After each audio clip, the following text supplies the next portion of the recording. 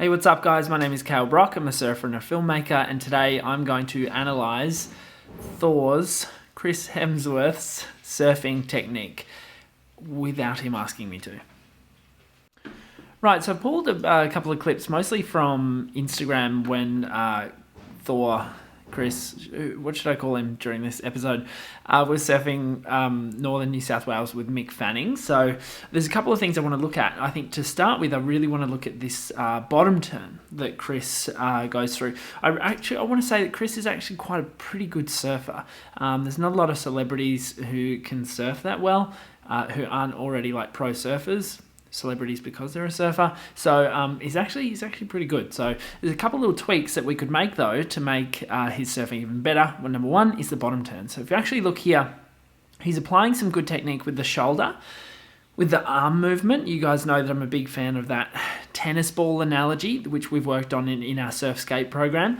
Really imagining that there's a tennis ball on the wave, reaching down to grab it, and then almost using it to forward rotate the shoulders to pull us up the wave into a maneuver. Now, Chris could improve in the area of compression. So what's happening is he's sort of going through the bottom turn and he's extending a touch too early. So what I would be encouraging him to do is to hold on to that compression about half a second longer so that he can then express his kinetic potential, the kinetic energy, upwards at the lip as opposed to sending it out behind him in the bottom turn. So if we sort of look at this clip here, which is me in a similar sort of angle on a 20, you can see that I go low at the bottom and then extend all that energy towards the lip. So let's do a little side-by-side on that. Okay, cool. So you can see at this point here, things are looking pretty good. They're looking pretty similar side by side.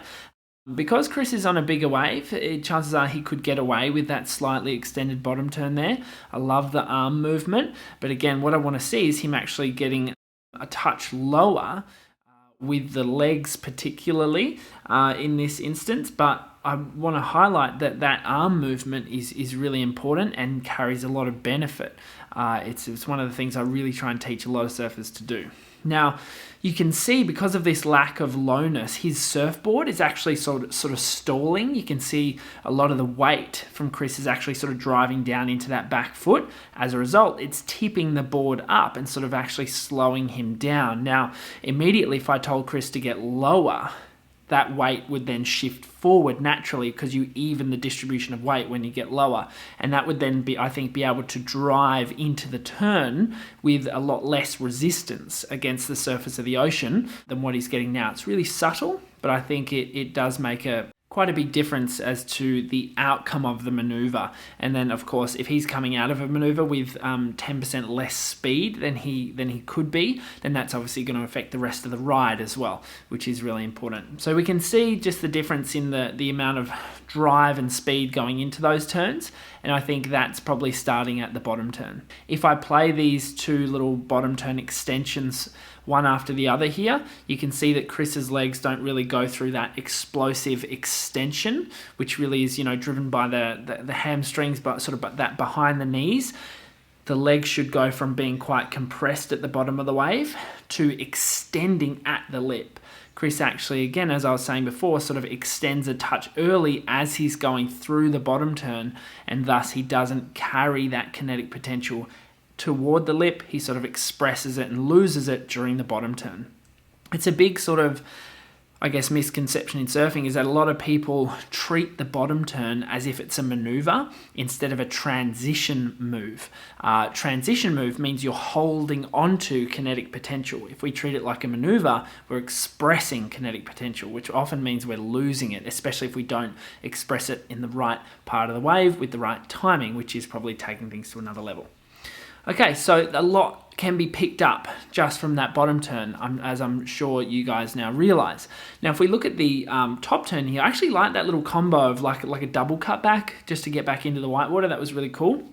I think Chris was actually sort of on a miss time there. I like to see surfers really open up during those top turns, especially when you've got a little bit of time to go down the line. something similar to this, where you can really see the shoulders and that leading arm turn all the way back towards the whitewater to really commit to the top turn. Chris was probably in a position there where he actually had more time than he thought in order to commit to the maneuver. That means change directions totally compared relative to where the wave was going. He actually had time to really commit and start cutting back all the way to the whitewater. So what Chris did, he treated that turn like a speed flow top turn. So I'm going to go ahead and find a clip of mine that is quite similar to that and sort of compare how things are similar and how things could somewhat be improved. I still like to see the surfer come out of those turns with a lot of speed and also really open up the shoulders a bit more and get that driving downward pressure on their turn so that they can utilize the rest of the wave face coming out of the turn, which means they're going to get speed, right? Now, I want to start that with this here. This here, you can see that because I've come out of the bottom turn with a little bit more drive and speed, which is a symptom of what we talked about before with that too early extension of Chris's, I'm able to get higher on the wave and approach the steeper part of the lip at a more vertical position with my top turn here. Now what that's going to mean is that I'm probably going to throw more spray to start with, which is a symptom of, good placement, good speed. And it also is just aesthetically a little bit exciting, a little bit more pleasing. And I'm also going to be able to come out of that turn with more speed, which is why Chris ends up doing that sort of double cutback. Even though it looked kind of cool, I think if he had committed to one big turn, it probably will look better. So you can see just that tiny difference there. Chris starts that turn a little bit lower on the wave and ends up with a little bit less spray, a little bit less speed to come out of it.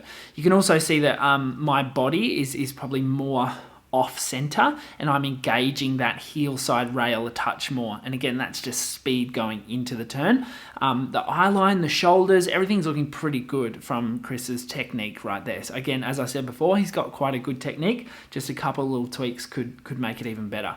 So what I'm trying to do there is actually drive the board down the wave out of the maneuver in order to still project down the line. So that's really the essence of a top turn instead of a big cutback, which actually cuts all the way back and goes against the flow of the water. So let's use Mick Fanning surfing now. Obviously a much better surfer than myself to use as a side-by-side because both these clips are from the same session too, which shows what was possible during the session down there on the Point Break in New South Wales. Cool, so you can start to see now, you're probably looking at this with fresh eyes at how Chris might be able to commit more to those turns and actually start to open up. Again, the technique doesn't look too bad, but there's some fundamental differences between him and Mick. Now, what I want to point out to start with is, again, this bottom turn, and this is really key because Mick's obviously a pro surfer and exemplifies great technique in a solid way. You can see that extension right there that drives him at the lip really powerfully, and that's why he's then able to go way off center and get this huge torquing pressure through the turn. If we have a look at Chris, you can see how there's not so much of that extension, that propulsion at the lip.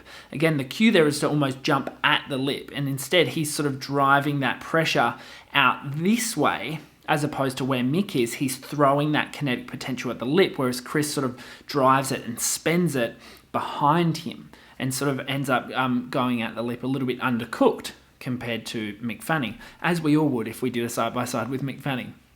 Now, this is interesting too. You can see from this point of view how drastic of a change or of a difference there is. You can see Mick's eye line, which is really key, is all the way back here. Chris's eye line is sort of right there. See how there's not a huge disparity between where Chris's shoulders and eyes are compared to his board. They're kind of lining up. They're sort of married together. Whereas Mick, there's this huge disparity. There's the shoulders are twisted way off center, and that's then driving torqued pressure through the lower body, which is driving all the way into the heel side rail of the board, and that's throwing a heap of spray and just getting a ton of drive through the water there to be able to come out of that turn with lots of speed and throw lots of spray. As anyone who surfed with Mick Fanning live in real life, you'll see he's one of the best in the world at this. It's absolutely crazy how fast his board moves, and I think that's a symptom of how well he comes off the bottom and how twisted and off-centered his body is able to be. Cool, and then at the peak of the maneuver there, we can see all Mick's energy actually pulling back, huge twisting motion all the way back to the top of the foam, whereas Chris's there has sort of started to fizzle a touch and is again just sort of driving in a straight line with the body kind of being over the board instead of way off center and not really twisted as much as he could be. I mean, he's got a lot of muscle to twist around. It's hard to be that mobile when you're that big and bulky. So I guess that could be playing into it as well. But for someone who grew up in Melbourne, I think, as far as I know, he's definitely surfing pretty well.